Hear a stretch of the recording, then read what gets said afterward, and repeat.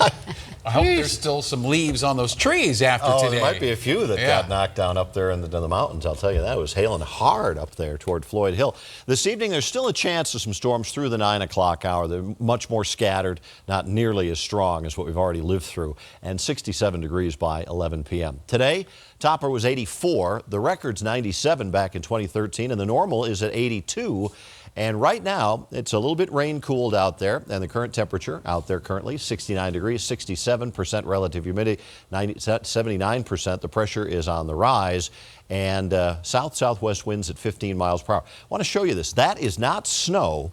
This is from our Eldora camera this afternoon, and that is hail on the side of the mountain right there. Pretty crazy indeed. As the storm moved through the area, this is kind of the tail of the tape. I'm going to step out of the way. This is moving into the Denver area as the storm came in. We didn't catch the brunt of it in downtown Denver. It was mostly on the south side, but still some pretty decent little downpours. And then that same system moved farther down to the south. This is from our Viero camera in Elizabeth, and you can see the storm rolling through there as well. So it's really been a crazy active day. Storms right now, weaker, but still widespread off to the east and to the south of Denver.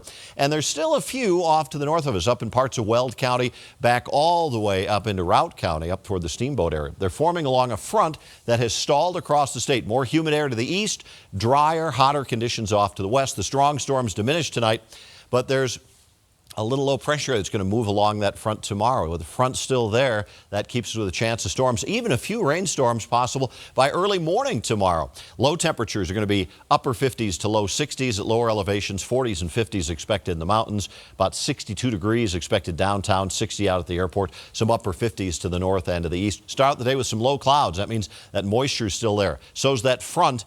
A few storms start to develop by midday, and in the afternoon, a good chance of storms again, primarily farther south and east from Denver. I don't think we'll see as much action Boulder up toward Fort Collins or Cheyenne or even around Sterling, but that front's still going to be there on Sunday for one more day to give us a chance of storms. 80s tomorrow here, some 90s to the south and out to the west. Front range numbers are mostly going to be in the mid to upper 80s, 70s, and even a few upper 60s expected in the mountains. So it's scattered storms early on tonight, partly cloudy late. Will drop down to around 60 degrees for tomorrow.